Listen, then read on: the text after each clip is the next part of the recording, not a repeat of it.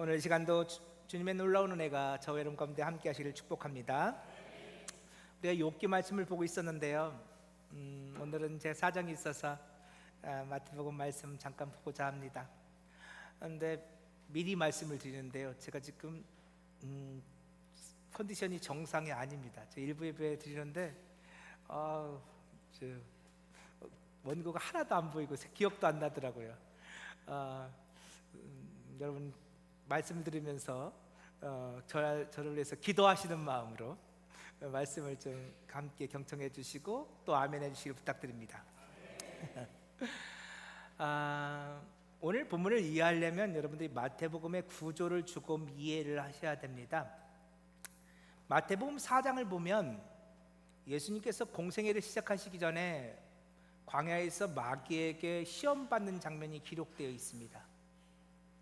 그리고 예수님께서 그 시험 가운데서 이제 제자들을 부르시는 장면이 기록되어 있어요. 제자를 부르신 예수님께서 드디어 이제 공생애를 시작하시는데요, 마태복음 4장 23절은 이렇게 공생애를 시작하는 장면을 이렇게 설명하고 있습니다. 자, 예수께서 온 갈릴리에 두루 다니사 그들의 회당에서 가르치시며 천국 복음을 전파하시며 백성 중에 모든 병과 모든 약한 것을 고치시니. 예수님께서 뭘 전파하셨다고요? 천국 복음을 전파하셨다. 그러면서 백성들의 병과 약한 것을 고치셨다 라고 말합니다. 근데 마태복음 9장 35절 보면요, 이와 똑같은 말씀이 거의 흡사해요. 똑같은 말씀이 그대로 기록되어 있습니다. 예수께서 모든 도시와 마을을 두루다니사 그들의 회당에서 가르치시며 천국 복음을 전파하시며 모든 병과 모든 약한 것을 고치시니라. 제가 몇 번 말씀드렸는데 성경의 구조 중에 샌드위치 구조가 있습니다. 제가 샌드위치 좀 사진 좀 보여달라고. 예, 저게 샌드위치예요. 먹음직스럽게 생겼네요. 자, 샌드위치는 위아래가 빵으로 덮여 있습니다. 그리고 그 가운데에 그 속에 들어가는, 그렇죠? 햄도 있고 보니까 치즈도 있고요, 토마토도 보이고 샐러드도 보이고 양상추도 보이고, 그렇죠? 온갖 것들이 그 속 안에 들어가 있습니다. 그래서 이것들이 어우러져서 하나의 샌드위치를 이루죠. 자, 우리가 보았던 마태복음 4장 23절과 마태복음 9장 35절을 저 위아래에 있는 빵으로 생각해 보세요. 예수님께서 천국 복음을 말씀하십니다. 그러면 그 가운데 있는 마태복음 5장, 6장, 7장, 8장, 9장은 뭘 말씀하시겠어요? 그 안에 있는 천국 복음이 무엇인지, 도대체 천국이란 무엇이며 그 천국 복음은 어떤 것에 대한 설명이 담겨져 있는 것이겠죠. 그래서 하나의 천국 복음을 샌드위치 만들어가는 것입니다. 그러니까 이 마태복음 5장, 6장, 7장, 8장, 9장은 이 천국 복음에 대한 이야기라는 것을 여러분 기억하셔야 합니다. 그러니까 이거는 각각 분리해서 보기보다는 하나로 읽으셔야 여러분들이 이해하기 쉽다는 것입니다. 근데요, 또 하나, 천국이 뭐죠? 천국. 우리는 이런 말 씁니다. 야, 우리 집은 천국이야. 근데 또 어떤 때는 야, 내 삶은 지옥 같아. 지옥 같아. 여러분, 그렇게 말할 때 천국과 지옥은 어떤 곳입니까? 여러분이 생각하는 천국과 지옥. 예? 네. 안 들려 잘. 대부분 우린 이렇게 생각합니다. 천국 그러면 내 뜻이 이루어지는 나라, 내가 원하는 것이 이루어지는 나라. 왜 내 삶이 지옥 같다고 말해요? 내가 원하고 바라는 것들이 있어요. 그런데 그 내가 원하고 바라는 것들이 이루어지지가 않아요. 아니, 점점 내가 원했고 바랬던 것에 반대 방향으로 내 삶이 흘러가요. 이건 내가 원했던 삶이 아니야. 이건 내가 원했던 부부관계가 아니야. 이건 내가 원했던 가정의 모습이 아니야. 이건 내가 원했던 부모 자식 간의 관계가 아니야. 이건 내가 원했던 삶의 수준이 아니야. 나는 적어도 이 정도의 수준을 원했는데 내 삶의 수준은 너무 떨어져 있어. 내 삶은 지옥 같다. 여러분, 우리는 천국과 지옥을 말하면서 그 기준을 나에게 두고 있어요. 내가 원하는 대로 되어지면 천국이고, 내가 원하는 대로 되어지지 않으면 지옥이에요. 그래서 어떤 경우, 그렇죠? 한 가정을 살면서 남편은 천국인데 아내는 지옥인 경우가 있어요. 그렇지 않습니까, 여러분? 남편이 막 큰 소리 치고 자기 마음대로, 남편한테는 천국이야. 근데 아내는 지옥이에요. 우리들이 생각하는 천국과 지옥은 내 뜻이 이루어지는 나라죠. 그런데요, 성경이 말하는 천국은 그런 게 아니에요. 헬라어로 바실레이아라고 합니다. 바실레이아. 이 바실레아는요, 통치, 다스림, 주권, 이런 뜻을 담고 있습니다. 성경이 말하는 천국 바실레아는요, 하나님의 통치입니다. 하나님의 다스림이에요. 하나님의 주권이에요. 다시 말하면 하나님이 왕이 되셔서 하나님이 다스리시는 나라, 그게 천국이에요. 하나님이 왕이 되셔서 하나님이 다스리니까 누구 뜻이 이루어지겠어요? 내 원대로 마옵시고 아버지의 원대로 되기를 원합니다. 여러분, 그게 천국이에요. 성경이 말하는 천국은 내 뜻이 아니에요. 나의 왕 대신 하나님의 뜻이 이루어지는 나라예요. 자, 지금 예수님께서 천국 복음을 말씀하십니다. 복음은 복음인데 천국 복음입니다. 하나님께서 왕이 되셔서 하나님이 다스리는 나라, 하나님의 뜻이 이루어지는 나라에 대한 복음입니다. 그런데 이 장면이 오늘 우리를 좀 갸우뚱하게 만듭니다. 자, 그러면서 예수님께서 마태복음 5장부터 7장까지 우리가 너무도 잘 아는 산상수훈의 말씀을 하십니다. 자, 그 산상수훈, 예수님께서 왜 이 말씀을 하시는 걸까요? 이런 거예요. 우리에게 천국 복음이 임했어요. 예수님께서 오늘 우리에게 왕이 되셔서 우리를 다스리시고 우리 안에서 당신의 뜻을 이루어 가세요. 그 순간 우리가 변화됩니다. 우리가 그분의 다스림을 받으면, 그분의 통치를 받으면 우리가 달라집니다. 우리의 생각이 달라지고 우리의 가치관이 달라지고 우리의 삶의 목표가 달라집니다. 산상수훈은 그 말씀을 하시는 거예요. 하나님의 다스림을 받는 사람들, 그들은 자기가 스스로 왕이 되어서 스스로의 삶의 목표를 가지고 사는 사람들과 전혀 다른 삶을 살게 된다는 것입니다. 그들은 전혀 다른 가치관을 가지고 살게 된다는 겁니다. 그 대표적인 예가 마태복음 5장에 나오는 팔복입니다. 자, 우리 이 앞을 보고요, 우리 팔복 우리 같이 한번 읽어볼까요? 우리 너무 잘하는 말씀이니까. 시작.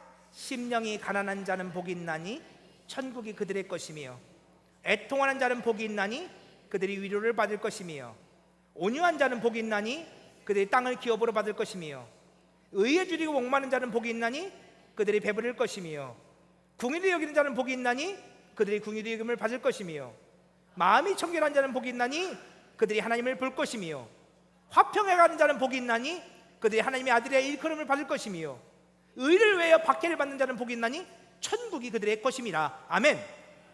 자, 보세요. 이 팔복을 말하면서 3절, 천국이 어떤 사람들의 것이래요?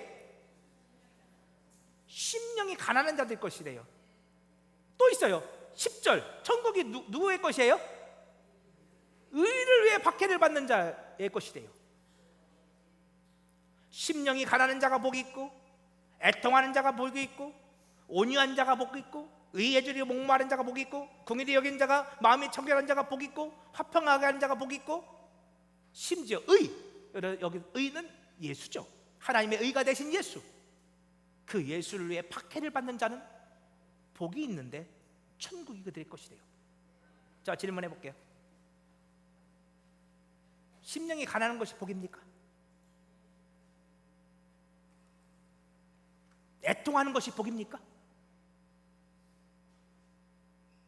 여러분, 맨날 눈물 흘리며 질질 짜고 싶어요?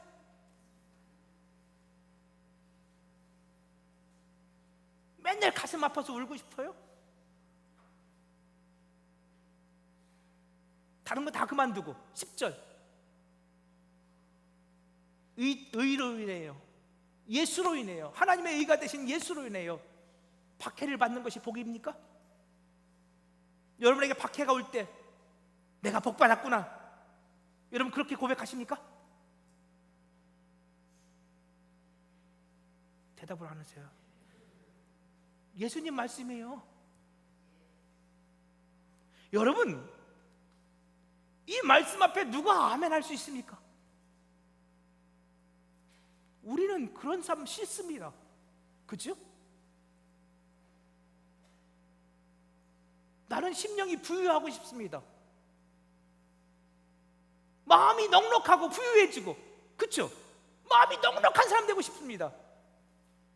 내가 왜 심령이 가난해집니까? 내가 왜 날마다 애통하고 눈물 질질 짭니까? 내가 왜 의에 줄이고 목마릅니까?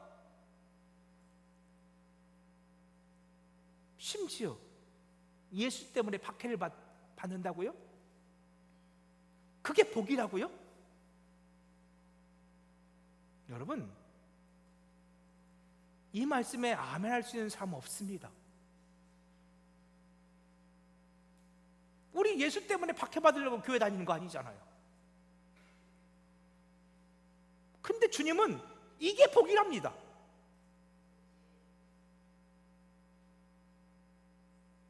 뿐만이 아니에요. 마태복음 5장 44절 우리 같이 한번 읽어볼까요? 시작. 나는 너에게 이르노니 너희 원수를 사랑하며 너희를 박해하는 자를 위하여 기도하라. 아멘이십니까? 원수를 안 만나보셨군요. 네?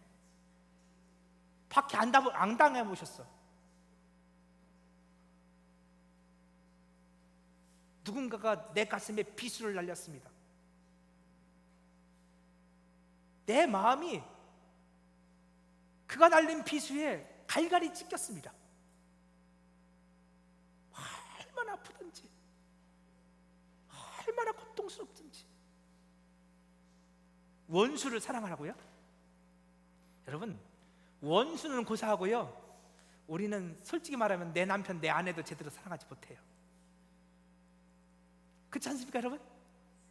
원수는 고사하고요, 우리는요, 나를 낳아주신 부모님한테도 제대로 효도도 못해요. 원수는 고사하고 나하고 피를 나눈 형제들하고도 추석 때 좋게 모였다가 괜히 한마디 때문에 싸우고. 원수는 고사하고요, 형제도 사랑하지 못해요. 그게 우리 현실 아닙니까? 근데 원수를 사랑하라고요? 박해하는 자를 위해서 기도하라고요? 네, 물론 기도하지. 어떻게? 주님 대신 갚아주시옵소서. 그치? 나는 갚을 길이 없사오니 주님 이 마음 누가 알겠습니까? 주여 갚아주시옵소서. 박해하는 자를 위해서 기도는 하지. 갚아달라고. 용서하고 싶어서, 사랑하고 싶어서 기도했습니까? 그를 가슴으로 품고 싶어서 기도했습니까? 여러분, 이게 가능합니까? 여러분, 예수님의 산상수훈의 말씀은요, 온통 이해가 안 되는 말씀으로 가득합니다.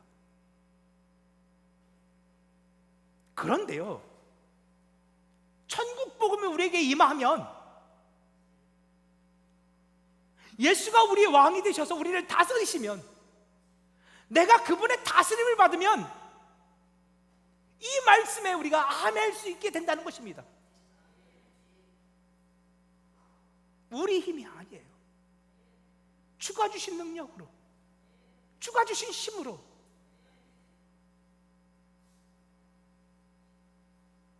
주님, 나의 심령이 가난한 것이 정말 복이 없군요. 나는 바리새인들처럼 율법에 흠이 없는 자가 되고 싶었는데, 내가 주님 만나보고니 내가 세상에서 가장 더럽고 추한 죄인 중에 괴수예요. 하나님 앞에 내가 나아가서 나를 주장할 게 없어요. 주여, 나를 불쌍히 여겨주세요. 고백하며 통곡하며 옵니다. 그런데 어느 날 그것이 복인 것을 알았습니다. 내가 얼마나 더럽고 추한 자인지를 깨달아진 것이 복이었습니다. 내 힘으로는 도무지 알 수 없었습니다. 성령께서 나를 만져주시는 가운데 내 모습을 보게 되었고, 주님 앞에 통곡하며 울게 되었습니다. 어느 날 내가 예수님 때문에 누군가에게 속상한 말을 들었습니다. 예전에는 그게 너무 싫었습니다. 그런데 이제는 너무너무 감사합니다. 주님, 당신이 저를 지금까지 이만큼 자라게 하셨군요. 이 어려움, 이 핍박, 이 수모, 이 속상함, 그럼에도 불구하고 저를 붙잡아 주셔서 제가 흔들리지 않게 하시니 감사합니다.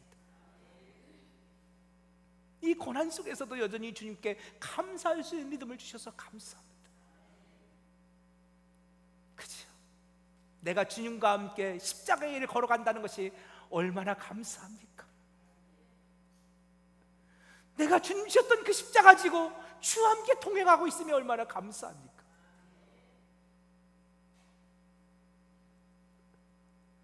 이제는 내가 그 길 걸어가기 원합니다. 최우성이 얻는 그날까지, 내 머리에 면류관이 씌어지는 그날까지 이 십자가의 길을 걸어가게 하시니 감사합니다. 마태복음 5장에서부터 7장까지는 이렇게 천국 복음을 들은 사람들이 변화되는, 그들의 가치관이, 그들의 생각이, 그들의 이론이 이렇게 변화되는 이야기를 담고 있습니다.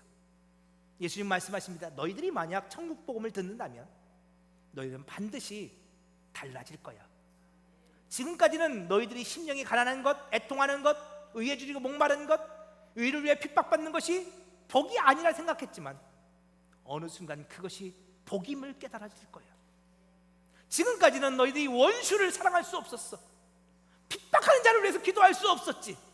그러나 어느 날 너희가 하나님의 통치를 받게 된다면 너희들은 원수까지도 사랑할 수 있을 거야. 주님은 그렇게 천국 복음으로 우리들이 변화될 것을 말씀하십니다. 그리고 마태복음 8장과 9장에서는요, 실제로 그렇게 변화된 사람들에 대한 이야기를 기록하고 있습니다. 천국 복음을 듣고 변화된 사람들의 이야기, 실제로 예를 들면서 마태복음 8장을 보면 제일 먼저 예수님이 이제 산에서 내려오시거든요. 산상수훈을 마치고 그때 한 나병 환자가 찾아옵니다. 예수님께서 그 나병 환자를 고쳐주십니다. 여러분, 나병 환자는 부정한 자죠. 한 부정한 자가 찾아온 것입니다. 예수님은 그를 만져주시고 회복시켜 주십니다. 이 시간 여러분을 축복합니다. 하나님께서 여러분의 육체의 질고를 치유해 주시기를 축복합니다. 우리 박아롱 권사님의 눈을 하나님 만져주시기를 축복합니다. 오늘 여러분 가운데 어떤 질병이 있습니까? 하나님 만져주시기를 축복합니다. 하나님이 만지면 반드시 나으실 것을 믿습니다. 하나님이 치유하시고 회복시켜 주기를 축복합니다. 그러나 이 이야기는 단지 육체의 나병, 질병을 치유하는 얘기가 아닙니다. 이 이야기는 오늘 우리 모두가 나병에 걸린 부정한 자였음을 말하는 것입니다. 천국 복음은 그 부정한 자들을 회복시킵니다. 또 마태복음 8장에 보면 중간쯤에 보면 거라사의 귀신 들린 자를 예수님께서 치유하는 장면이 나옵니다. 귀신 들린 자, 바로 그들이 바로 우리였습니다. 더럽고 추한 죄의 사슬에 매인 자들, 사망의 사슬에 매인 자들, 세상의 것에 매인 자들, 주님은 그를 치유해 주십니다. 그 가운데서 오늘 본문의 이야기가 나오는 거예요. 예수님께서 가버나움에 계셨는데 한 백부장이 예수님을 찾아옵니다. 제가 언젠가 말씀드렸는데 가버나움이 무슨 뜻이라고 했죠? 위로의 마을. 그것은 위로의 마을이었습니다. 근데 위로의 마을에 위로가 있어요, 없어요? 없어요. 위로의 마을에 상처만 가득해요. 위로의 마을에 질병만 가득해요. 위로의 마을에 죄만 가득해요. 여러분, 오늘 우리 교회는 부여제일 교회입니다. 우리는 교회입니다. 오늘 우리 교회 안에 주님의 말씀이, 성령의 역사가 충만히 임하기를 축복합니다. 우리는 교회입니다. 교회는 교회다워야 합니다. 교회가 상처로, 다툼으로, 아픔으로, 누군가와 분란을 일으키는 것들로 가득하면 안 됩니다. 죄와 사망 권세로 가득하면 안 됩니다. 안타깝게도 그곳은 위로의 마을이었습니다. 그런데 그곳에 위로는 없었습니다. 그런데 위로가 되시는 주님께서 그 위로의 마을을 찾아가십니다. 바로 그때 한 백부장이 등장합니다. 자, 이 장면을 이해하려면 여러분들이 이스라엘의 그 당시의 정황을 이해하셔야 합니다. 예수님 시대 이스라엘은 로마의 통치를 받고 있었습니다. 근데요, 이 로마의 핍박이 점점점 거세어져 갔습니다. 유대인들이 끔찍하게 싫어하는 게 뭐예요? 예루살렘 성전을 더럽히는 겁니다. 근데 그걸 알면서도 이 로마의 총독이 예루살렘 성전 안에다가 로마 황제의 신상을 세우고 거기서 황제를 숭배했습니다. 유대인들이 분노합니다. 뿐만이 아닙니다. 세리들을 세워서 유대인들에게 과도한 세금을 징수했습니다. 유대인들이 도무지 살 수 없을 만큼 막대한 세금을 징수해 갔습니다. 유대인들의 마음이 부글부글 끓어올랐습니다. 그러다가 주 66년 제1차 유대 독립전쟁을 유대인들이 일으킵니다. 로마에 항거하면서 유대의 독립을 쟁취하겠다는 운동이었는데요, 우리나라의 3.1운동, 3.1절 만세운동과 같은 그런 운동이었는데 다른 점이 있다면 3.1 만세운동은 비폭력적인 운동이었잖아요. 그런데 유대의 독립전쟁은 폭력적인 운동이었습니다. 열심당원들, 젤롯당원들이 중심이 되어서 무장봉기를 일으켰습니다. 그리고 처음에는 유대인들이 승리하는 것처럼 보였어요. 그런데 시간이 가면서 로마의 대군대, 군병이 왔고 주 70년 예루살렘 성은 완전히 무너지고 예루살렘 성전도 완전히 무너지는 일이 발생했습니다. 그래서 지금요, 이스라엘 성지순례 가면 여러분들 통곡의 벽이라는 곳을 가게 될 겁니다. 벽 하나 남아 있어요. 주 70년에 모든 예루살렘 성벽과 성전의 벽이 다 무너졌는데 거기 하나 남았어요. 지금도 유대인들은 그 벽에 나가서 통곡하며 울면서 유대의 회복을 위해서 기도하고 있습니다. 그 자리에 다시금, 지금 이스라엘 모스크가 세워져 있잖아요. 그 자리에 다시금 성전이 세워지길 기도하면서 날마다 거기 가서 기도하고 있습니다. 아무튼 이 일이 주 70년에 벌어졌습니다. 그런데 마태복음이 언제 쓰여졌게요? 마태복음은 성경학자들마다 조금 다른데, 어떤 학자는 주 70년부터 90년 사이에 써졌다고 생각하는 사람도 있고, 어떤 사람은 주 70년부터 80년 사이에 써졌다고 말하는 학자도 있어요. 근데 아무튼 중요한 건 주 70년 이 어간에, 다시 말하면 이스라엘이 로마에게 완전히 짓밟혔던 이 어간에 이 마태복음이 유대인들을 위해 기록되었다는 겁니다. 근데 또 중요한 게 뭐 있습니다. 지금 오늘 본문에 등장하는 가버나움의 누구? 백부장이 등장하고 있습니다. 자, 로마 군대가 예루살렘을 짓밟을 때, 이스라엘 땅을 짓밟을 때 그 짓밟는 일을 실제로 행했던 사람들이 누굴까요? 그들이 바로 백부장입니다. 그 일을 실제로 진두지휘했던, 실제로 행했던 사람들, 수많은 유대인들을 학살하고 죽이고 예루살렘 도시를 불태우고 성전을 무너뜨린 장본인들이 바로 백부장입니다. 다시 말하면 그 백부장은 유대인들에게는 철천지 원수입니다. 그들은 이스라엘이라는 나라를 무너뜨린 악한 자들이죠. 자,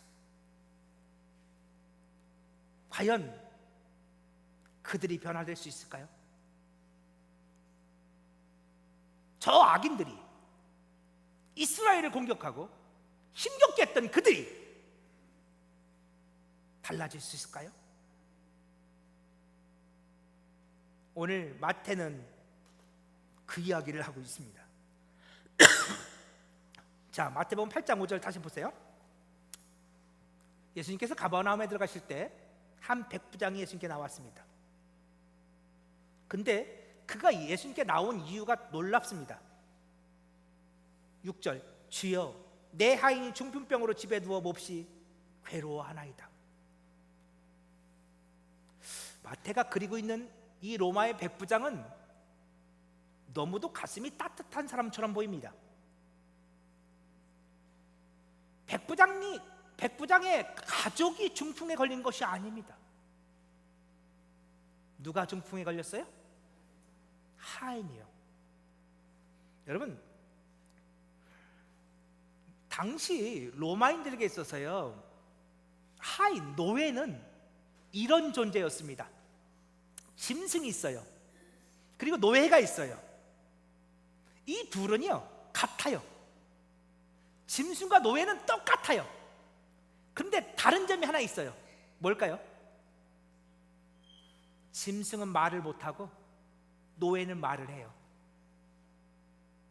그러니까 짐승은 말 못하는 동물이고 노예는 말하는 동물이에요. 그런데요, 이 짐승들이, 이 짐승이나 노예나 이들이 건강할 때는 그래도 괜찮아요. 근데 이들이 아파서 죽게 되었을 때는 또 달라요. 여러분, 소나 양은 아파서 죽게 되었으면 어떻게 하면 됩니까? 잡아먹으면 돼요. 그렇죠? 그런데 노예는 아파서 죽게 되었으면 어떻게 합니까? 아무짝에도 쓸모없어요. 무슨 얘기인지 아세요? 몸이 아픈 노예는요 짐승만도 못해요. 이게 로마 시대의 노예들을 대하는 양상이었어요. 노예는 그냥 말하는 짐승이에요. 그런데 그 노예가 아프잖아요? 그 노예는 잡아먹을 수도 없잖아요. 짐승이면 잡아라도 먹지. 그러니까 아픈 노예는 짐승만도 못한 취급을 받았다고요. 그런데 오늘 본문의 백부장은 그 하인이 중풍병에 걸렸다고 예수님을 찾아옵니다. 이 백부장의 모습은 유대인들에게는 너무너무 생소한 모습입니다. 얼마 전에 무자비하게 유대인들을 잡아 죽였던 백부장이 지금은 자기 가족도 아니고 자기의 하인 한 명 살리겠다고 예수님에게 찾아와서 엎드려 간청하는 겁니다. 도대체 무엇이 이 백부장을 이렇게 바꿔놓았을까요? 도대체 무엇이 이 백부장을 달라지게 했을까요? 마태는 말하고 싶은 겁니다. 천국 복음이 이 백부장을 이렇게 변화시켜 놓았습니다. 하나님 나라의 복음이 그를 새롭게 만들어 놓았습니다. 마태는 말하고 싶습니다. 자, 오늘 보면 7절 8절 계속 볼까요? 그러자 예수님께서 이렇게 말씀해요. 내가 가서 고쳐주리라. 그러자 백부장이 대답합니다. 주여, 내 집에 들어오심을 나는 감당하지 못하겠사오니 다만 말씀만 하옵소서. 그러면 내 안이 낫겠사옵나이다. 자, 여러분, 왜 백부장이 예수님께서 백부장의 집에 가서 고쳐주겠다고 하시자 여기서 말씀만 하라고 말하셨을까요? 자기 집이 누추해서 그랬을까요? 보잘것없어서 그랬을까요? 아니요. 지금 백부장은요, 천국 복음을 듣고 깨달은 게 있어요. 뭐예요? 내가 죄인 중에 괴수라는 것, 내가 얼마나 악한 자인 건지를 깨달아 알았어요. 지난날 내가 어떻게 살았는지를 깨달아 알았어요. 예수님 앞에 감히 자기 고개를 들 수가 없어요. 자신은 예수님이 자신의 집에 들어오는 것을 도무지 감당할 수 없는 죄인이에요. 그래서 예수님께 부탁하는 거예요. 주님, 여기서 그냥 말씀만 해주세요. 저는 당신의 말씀에, 천국 복음에 능력이 있음을 믿습니다. 이 사람이 그걸 어떻게 알아요? 자기가 경험했으니까. 내가 그 천국 복음을 듣고 예수님의 말씀을 듣고 자기가 변화되었음을 자기가 느끼고 있으니까. 이 백부장은 말씀의 능력을 분명히 알아요. 그래서 고백하는 거예요. 주님, 여기서 말씀만 해주세요. 말씀만 해주시면 저의 하인이 낫겠습니다. 저는 그렇게 믿습니다. 백부장은 그렇게 고백하는 것입니다. 여러분, 지금 마태는 천국 복음을 통해서 변화된 사람들에 대해서 이야기를 하고 있습니다. 그 중에서 백부장 이야기를 꺼내드는 것은 이 백부장이야말로 그 누구도 그를 변화시킬 수 있는 그런 사람이 아니었기 때문입니다. 그는 로마의 백부장이었습니다. 그런 그가 천국 복음을 듣고 변화되어져 가기 시작했습니다. 짐승만도 못한 자신의 하인을 이제는 자신의 형제로 받아들였습니다. 그를 위해 예수님께 간청합니다. 그는 자신의 죄인됨을 고백하며 주의 말씀이면 능히 될 것이라 믿음으로 고백했습니다. 그 놀라운 변화가 천국 복음을 통해서 나타났다는 것입니다. 마태는 오늘 우리에게 말합니다. 오늘도 당신의 곁에 도무지 변화될 것 같지 않은 사람들이 있습니까? 도무지 변화될 것 같지 않은 내 남편, 내 아내가 있습니까? 당신의 자녀들이 있습니까? 당신의 형제와 이웃이 있습니까? 그럼에도 불구하고 천국 복음을 증거해 보십시오. 예수를 전하십시오. 하나님의 생명의 말씀을 전하십시오. 그 말씀에 능력이 있습니다. 그 말씀이 나병한 자를 치유하였고, 그 말씀이 귀신 들린 자를 치유하였고, 그 말씀이 로마의 백부장을 변화시켰습니다. 그러하듯 그 말씀이 당신의 가정을 변화시킬 것입니다. 그 말씀이 당신을 치유하고 당신의 가족들을 회복시켜 갈 것입니다. 그 말씀이 당신의 자녀들을 구원해낼 것입니다. 그러니 사랑하는 가족들에게 천국 복음을 전해 보십시오. 사랑하는 부회자 가족 여러분, 추석 명절입니다.